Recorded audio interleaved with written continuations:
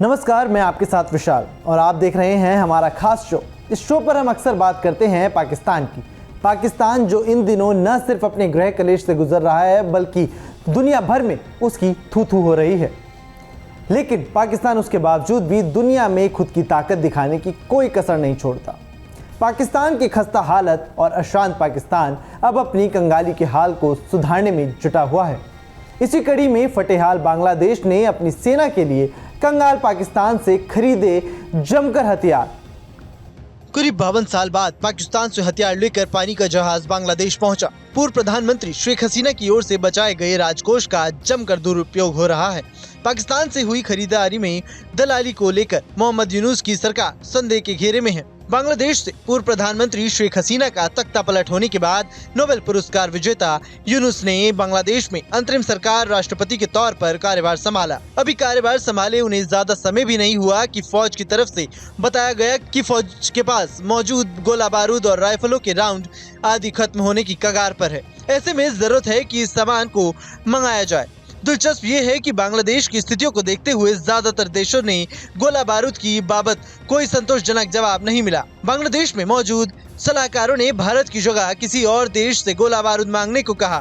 ऐसे में जब दूसरे देशों से कोई उम्मीद नहीं दिखी तो बांग्लादेश ने पाकिस्तान से उम्मीद दिखाई। पाकिस्तान प्रशासन पहले से ही कंगाली की हालत में है। बांग्लादेश से कहा गया कि वह पहले पैसे दे उसके बाद वो हथियार देगा। पाकिस्तान खुफिया एजेंसी ने अपने प्रशासन को सलाह दी कि बांग्लादेश जो भी पैसे दे उसे ले, क्योंकि 1971 के बाद यह पहली बार था जब बांग्लादेश ने ऐसी परिस्थितियों में पाकिस्तान से सीधे हथियार मंगाए थे। खबरें तो ये है कि बांग्लादेश ने पाकिस्तान से लगभग 50,000 राउंड गोला बारूद, 3,000 यूनिट टैंक गोला बारूद, 50 टन RDX विस्फोटक समेत 20,000 राउंड गोला बारूद भी सप्लाई करने की अपील की है। दिलचस्प है कि बांग्लादेश ने हथियार का जो ऑर्डर दिया है वो उनके शेख हसीना के समय से खरीदा गए ऑर्डर से कहीं ज्यादा था।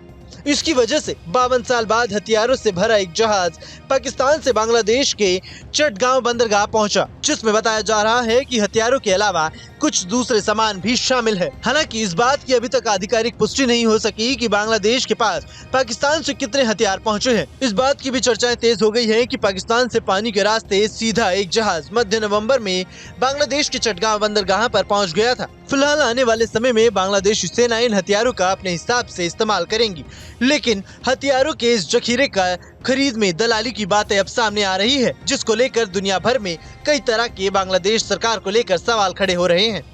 पाकिस्तान अपने गृह कलेश की वजह से हमेशा से सुर्खियों में रहता है। एक दो बार नहीं बल्कि कई बार पाकिस्तान में गृह युद्ध जैसे हालात बन जाते हैं।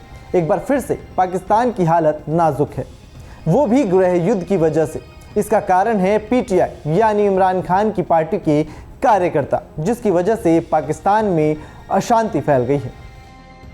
पाकिस्तान एक बार फिर से राजनीतिक अस्थिरता के भंवर में फंस गया है। राजधानी इस्लामाबाद में लॉकडाउन पूरे शहर को छावनी में तब्दील कर देने जैसी स्थिति है। शूट एट साइट के भी ऑर्डर दे दिए गए हैं। हालात बताते हैं कि हालात बेकाबू हो गए हैं। इसके पीछे मर्ज वही पुराना है, पाकिस्तानी सेना की पॉलिटिकल सिस्टम और गवर्नमेंट को अपने इशारे पर नचाने का। पाकिस्तान में PTI समर्थक मानते हैं कि पूर्व PM इमरान खान के साथ धोखा हुआ। पहले तो 2022 में अविश्वास प्रस्ताव के जरिए उन्हें सत्ता से हटाया गया और फिर सैकड़ों केस लाद कर जेल में डाल दिया गया। उनसे पार्टी सिंबल छीन लिया गया और इस साल फरवरी में हुए इलेक्शन में शिरकत नहीं करने दिया गया। इमरान और उसकी पार्टी PTI का आरोप है कि सेना की शह पर जनमत की लूट हुई। जिस तरह जन समर्थन इमरान को मिला, उससे जाहिर होता है कि जनता भी संतुष्ट नहीं है। उसकी मौजूदा मांग यही है कि इमरान को रिहा किया जाए। इस मांग के साथ ही PTI समर्थक पाकिस्तान की राजधानी इस्लामाबाद में लगातार प्रदर्शन कर रहे थे। इसी बीच सेना और PTI कार्यकर्ताओं के बीच में जमकर भिड़ंत हुई और कहीं आगजनी, कहीं पत्थरबाजी और कहीं बवाल की तस्वीरें सामने आई। कई मीडिया संस्थानों का दावा है कि इस्लामाबाद में सुरक्षा कर्मियों ने भीड़ पर गोलियां बरसाई, जिसमें बड़े पैमाने पर मौतें हुई। पाकिस्तान में शिया सुन्नी समुदाय के बीच भड़के दंगे में अब तक 100 से ज्यादा लोगों की मौत हो चुकी है, जबकि कई लोग घायल बताए जा रहे हैं। खैबर पख्तूनख्वा के कुर्रम जिले में अस्पताल प्रशासन ने जानकारी दी कि घायल लोगों की संख्या लगातार बढ़ती जा रही है और कई घायल ऐसे भी हैं जिनकी इलाज के दौरान मौत हो रही है। 28 नवंबर तक मरने वालों का यह आंकड़ा करीब 100 से भी ऊपर पहुंच चुका है। बलूचिस्तान में असंतोष बढ़ता जा रहा है। हाल ही में सुरक्षा कर्मियों, चाइनीज और गैर बलोच लोगों पर अटैक हुए हैं।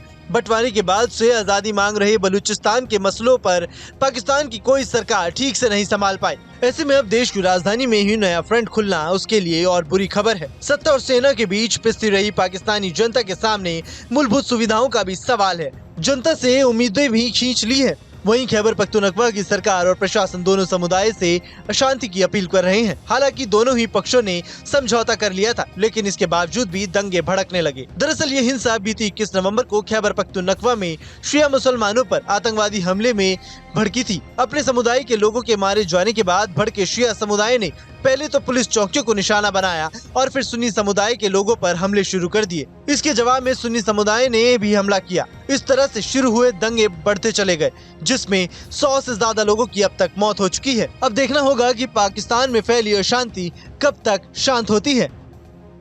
तो आपको हमारा ये पाकिस्तान का खास शो कैसा लगा, कमेंट में ज़रूर बताएं। पाकिस्तान से जुड़ी तमाम खबरों के लिए आप न्यूज़ नेशन के साथ हमेशा जुड़े रहें। न्यूज नेशन अब व्हाट्सएप पर खबरों के ताजा अपडेट के लिए न्यूज नेशन के इस QR कोड को स्कैन करें।